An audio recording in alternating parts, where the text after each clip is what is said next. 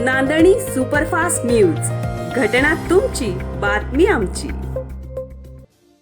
श्री सद्गुरू यशवंत बाबा आषाढी पालखी सोहळ्याचे 50वे वर्ष. श्री सद्गुरू यशवंत बाबा भजनी मंडळाचा पुढाकार. मायणी तालुका खटाव येथील श्री संत सद्गुरू यशवंत बाबा महाराज यांचा आषाढी पालखी सोहळ्याचे हे 50वे वर्ष असून या पालखी सोहळ्याचा संपूर्ण पुढाकार श्री सद्गुरू यशवंत बाबा भजनी मंडळ यांच्या मार्फत प्रतिवर्षी घेतला जात असतो. सुखा लागी करीशी तळमळ, तरी तू पंढरीसी जाय एक वेळ. जन्माशी येऊनी पहारे पंढरी, नाचा महाद्वारी देवापुढे.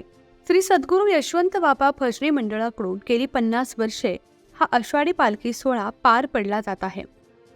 या वर्षीही पालखी सोहळ्याची सुरुवात 28 जून पासून होत असून पालखीचा पहिला मुक्काम येथील ग्रामदैवत श्री सिद्धनाथ मंदिरामध्ये, तर दुसरा मुक्काम 29 रोजी कानकात्रे तालुका खटाव, तिसरा मुक्काम 30 रोजी झरे जिल्हा सांगली, चौथा मुक्काम 1 रोजी दिघेची 5वा मुक्काम, 2 रोजी महूद 6वा मुक्काम, 3 रोजी डोणमळा व 7वा मुक्काम दिनांक 4 रोजी वाखरी संतनगर, तर 5 रोजी पंढरपूर या ठिकाणी मुक्काम होणार आहे.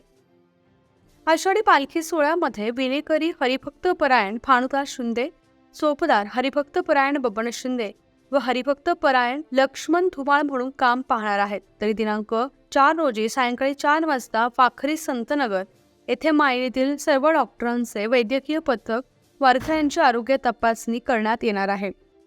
तसेच पालखी सोहळ्याकडून दानशूर व्यक्तींकडून वाहने, डीजे, पिण्याच्या पाण्याची सोय तसेच नाश्ता व भोजनाची व्यवस्था करण्यात आली आहे. पालखी सोहळ्यादरम्यान मुक्कामाच्या ठिकाणी परिसरातील नामवंत महाराजांची भजने, कीर्तने आदी धार्मिक कार्यक्रमांचे आयोजन केले आहे.